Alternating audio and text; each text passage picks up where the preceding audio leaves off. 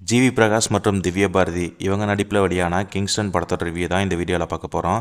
தூத்துக்குடி மாவட்டத்தில் இருக்க ஒரு கடற்கரை கிராம மக்கள் மீன்பிடி தொழிலை மட்டுமே நம்பி இருப்பாங்க. அவங்க மீன் பிடிக்க கடலுக்கு செல்ல முடியாத சூழ்நிலை இருக்கும். காரணம் என்னென்னா, பேராசை பிடிச்ச ஒரு ஆன்மா அந்த கடலை சுற்றி சுற்றி வந்துட்டுருக்கும். அங்கே போகிற மக்களை கொன்று குவிச்சிட்ருக்கோம். இதனால் ஊர் பொதுமக்கள் பார்த்திங்கன்னா கிட்டத்தட்ட 40 வருஷங்களாக வாழ்வாதாரத்திலேருந்து கடலுக்கு போகாமல் இருந்திருப்பாங்க. கிடைக்கிற வேலையை மட்டும் செஞ்சிட்ருப்பாங்க. சில இளைஞர்கள் என்ன பண்ணுவாங்கன்னா, கடத்தல் தொழிலும் செஞ்சுட்டு வருவாங்க. இந்த இளைஞர்களில் ஒருவராக நம்ம நாயகன் ஜிவி பிரகாஷும் ஆரம்பத்தில் செஞ்சிட்ருப்பார் இந்த தொழிலை. அதற்கு பின்னாடி உண்மை தெரிஞ்சதும் அதை விட்டு விலகிட்டு தனது கிராம மக்களோட வாழ்வாதாரத்தை மீட்டெடுக்க முயற்சி செய்வார். அதற்கு பின்னாடி மர்மம் சூழ்ந்த அந்த கடலுக்கு சென்று பிரச்சனையை தீர்க்க நினைப்பார் ஹீரோ. தனது ஃப்ரெண்ட்ஸை கூப்பிட்டு கடலுக்கு செல்ல முயற்சி செய்வார். அவர் உயிரோட திரும்பினாரா இல்லையா, இல்லை ஊர் பொதுமக்கள் சொல்கிற மாதிரி பிணமாக தான் திரும்ப வந்தாராங்கிறத ஃபேண்டஸியாக சொல்ல முயற்சி செஞ்சுருப்பார் இந்த படத்தில். மீனவ கிராமத்து இளைஞராக நடிச்சிருக்கும் ஜிவி பிரகாஷ் தோற்றம் மற்றும் நடிப்பு ரெண்டுலேயுமே எந்தவித மாற்றமும் இல்லாமல் வழக்கம் போல் நடிச்சிருக்காரு. இயக்குனர் சொன்னதை மட்டும் செஞ்சுருக்காரு ஜிவி பிரகாஷ்.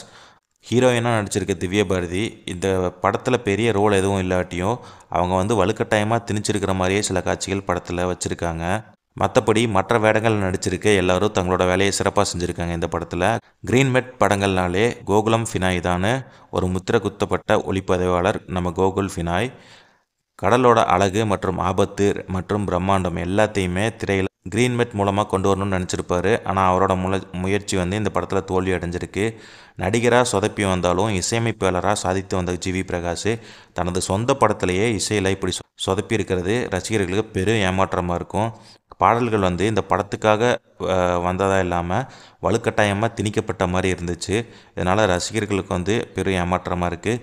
பின்னணி இசையும் பெரும் சத்தத்தோட காதை கிழிக்கிற மாதிரி தலைவலி ஏற்படுத்த மாதிரி தான் அமைஞ்சிருக்கு இந்த படத்தில். படத்தொகுப்பாளர் ஷான் லோகேஷ் கதைக்கு திகில் முக்கியமாக இல்லை திகிலுக்கு பின்னாடி இருக்க திருப்பங்கள் முக்கியமான ஒரு குழப்பத்தோடையே அந்த கதையை கொண்டு போயிருக்காரு.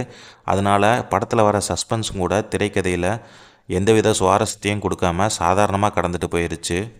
இந்த படத்தை எழுதி இயக்கியிருக்க கமல் பிரகாஷ் கடலில் நடக்கும் திகில் மற்றும் திகில் கதையை ஃபேண்டஸியாக சொல்ல முயற்சி செஞ்சுருப்பார். ஆனால் அழுத்தமான கதை மற்றும் பலமான திரைக்கதை இல்லாதனால அவரோட ஃபேண்டசி மற்றும் திகில் யோசனைகள் பார்வையாளர்கிட்ட எந்த பாதிப்பையுமே ஏற்படுத்தலை. கிராஃபிக்ஸ் மூலியமாக வரக்கூடிய அமானுஷ்ய உருவம், கடலில் நடக்கிற ஆவிகளுக்கு இடையில் சண்டை நடக்கும்.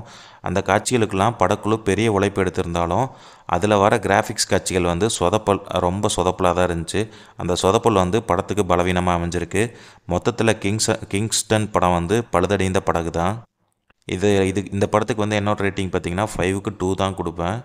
இதை நீங்களும் தேட்டரில் பார்த்துட்டு உங்களோட ரிவ்யூ, கமெண்ட், கருத்து என்னன்னு சொல்லிட்டு கமெண்டில் சொல்லுங்கள். தேங்க்ஸ் ஃபார் வாட்சிங்.